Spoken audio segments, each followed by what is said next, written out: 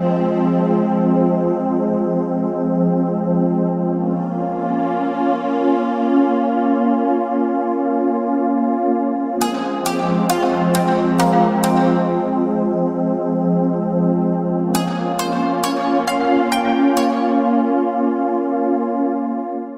Seung-ah was arrested and tortured for her Christian faith.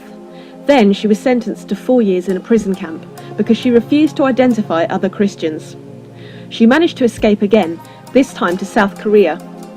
She told CSW, "My escape was a direct answer to prayer." Many Christians have been sent to concentration camps as political prisoners for their beliefs, for having a belief in God, and subjected to brutal treatment in appalling conditions. People have reported being executed just for owning a Bible. I mean, every one of us has a Bible in our house, probably more than one, and we have that freedom of expression. A key ingredient of the regime's control are the labour camps, also known as prison camps or gulags.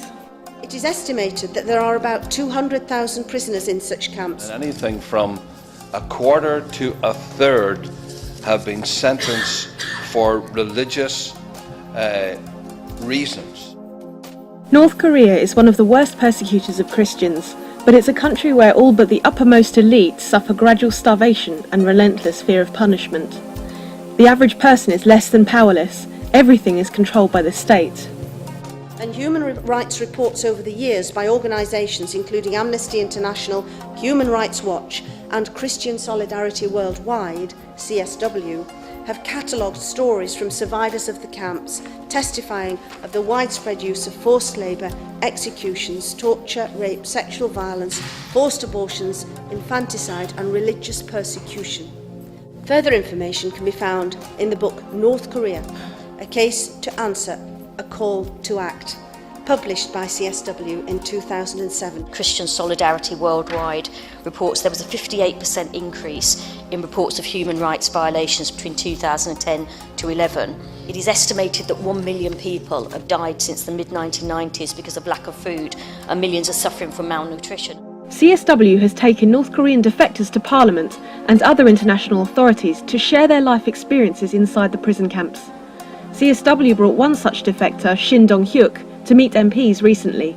On hearing Shin's story, I was moved with compassion for the North Korean people. I mean, I don't think anyone who met him could fail to have been moved by his personal story. His personal testimony, I thought, brought home in a way that perhaps statistics would never manage to do, just the degree of human suffering that exists. So it is very important actually that we do focus on those people who have extraordinarily managed to escape from this regime, and people like Mr. Shin.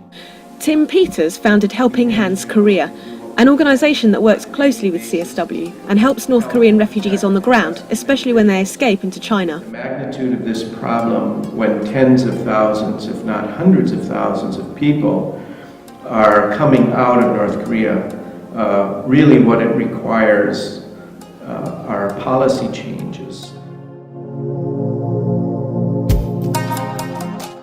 The succession of Kim Jong-un brings with it an opportunity for us to push the new leadership to acknowledge the need for a greater respect of their citizens' human rights. With the change in leadership, there's now a real opportunity for North Korea to change direction, end its isolation, and stop the brutal oppression of its own people. There's also something you can do. Send a message to Kim Jong-un through CSW's website. Urge him to change direction for the sake of his people. You can do it online now.